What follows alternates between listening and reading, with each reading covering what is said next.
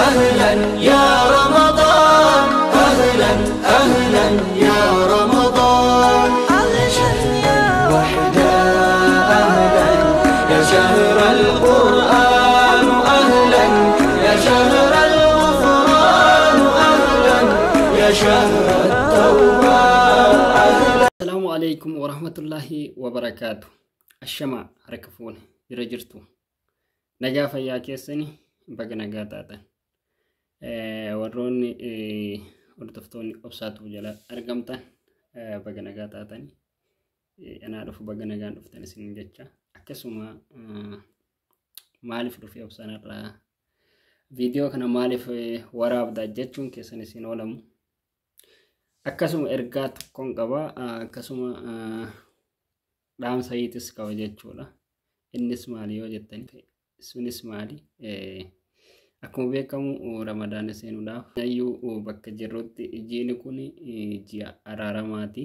Akkasuma ji'a waan kadhatte keessatti argattu jechuudha.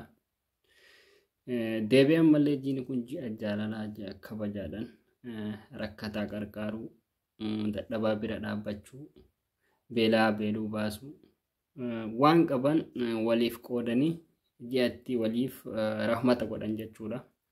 Kanaaf namoonni akka kan kooti biyya namaa kana keessatti adda Ramadaanni dhufuun faamilii koo yaadadha jechuudha. Akkasumas harmeetoo akka baay'ee jaaladha waan ta'eef ni yaadadha jechuudha.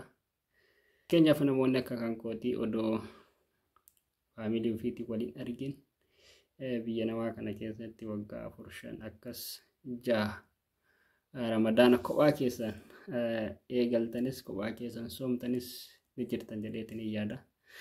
Hundaafuu irra caaltuun Rabbiin fayyaa namaa kennuudha. Faamilii ofillee namni fayyaa qabu itti galee arguu danda'a jechuudha. Kana waan ta'eef hundi keessanuu bakkuma jirtanitti nageenyi koo isin biraa jiraatu. Yoo isin balleesse ta'e akkasuma yoo tapha keessa ka walbiinu akkasuma walitti mufannu yoo akka jiraatu taate akka yaada mataa kootitti namattis mufadhellee hin beeku namattis aaree hin beeku jechuudha. Fin tarabbiitii afootu lillaahi waliin jechuu dhiifama walii gaafachuun baay'ee barbaachisaadha. Keessattuu warroonni garii guddinaa sabboontuu jalatti argamtan hundi keessanuu dhiifama isiniin jechuun barbaade. Akkasuma jiini kun ji'a ulfaataadha, ji'a kabajamaadha. Akka amantaa keenyatti akka warra amantaa musliimaatti ji'a beekamaadha jechuudha. Ji'a ulfaataadha. Rakkataa gargaaruun beela baasuudhaan waan qaburraa namni wal gargaaruudhaan ji'a kana keessa beekama jechuudha. Isinitti tole like, share, subscribe gochuudhaan channel kanaaf warri haaraa taatan maatii kan kootaa isiniin jechuun barbaade. Akkasuma waggaa kanas bakkuma amma jiru kanatti Ramadaana eegalee bakkuma amma jiru kanatti xumure jechuudha. Maaliif Rabbi waggaa itti nu haa deebisu. Hiriyoottan keen akkasuma namni nu jaalan ka waggaa kana waliin Ramadaana soomman kan nu biraa deeme hedduutu jira. Nus waggaatti deebinaa fi hin deebinu Rabbi qofatu beeka jechuudha. Kana waan ta'eef hundi keenya jaalalaan kabajaadhaan obbolummaadhaan dhiifama waliif goone Ramadaana kana akka eegallu dhiifama akka waliif goonu abdiin qaba. Fakkeenyaaf anima waggaa kana asumatti Ramadaana kana jammare obboleessi koo tokko xiqqaadha ana booda jechuudha. Biyyarraa dhufee Yamanii jira ture. Mallaqana ergii Ramadaana kana keessa karaan ni salphata. Akkasuma ijoolleen seenaa jirti naan jedhee mallaqa asirraa Yamanitti ergee fi akka gara oduudhaa gara Suudiyoo seenuudhaaf yaalii taasisaa ture jechuudha. Takaalii qaamalee hin taatu oduma deemaa jiru karaatti oduu darratti jechuudha. Yamanii rasaasan dhoofte. Anis miila kana keessa dhawame ture. Baatii 7-8 akkas hospitaala keessa ture jechuudha. Mana yaalaa geessisiise. mallaqa waan waggaa tokko waggaa lama akkas dalagadhe sarara baasee alhamdulillah naa fayyee jira garuu amma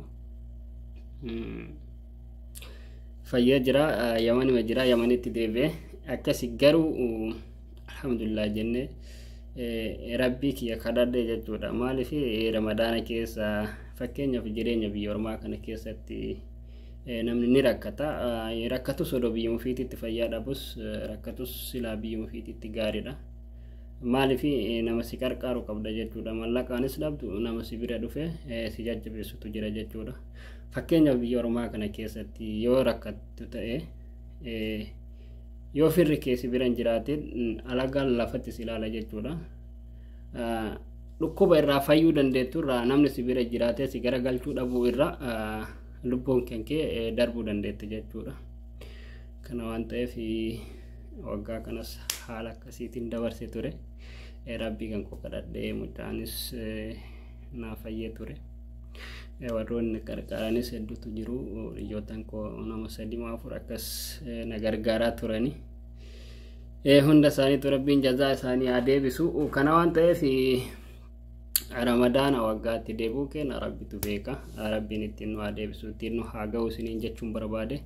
Asirratti maaliif garee keenya kana irratti yoo fakkeenyaaf walitti ka mufan walitti ka aaru taate hundi keenya iyyuu obbolummaadhaan oromummaadhaan dhiifama waliif goone haala gaariidhaan obbolummaadhaan akkasii waliin deemne isiniin jechuun barbaade.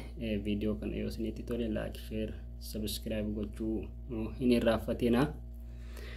Akkasuma dhiifama isiniin jechuun barbaade. Afooytu lillahi warri natti aartan yoo jiraattan dhiifama.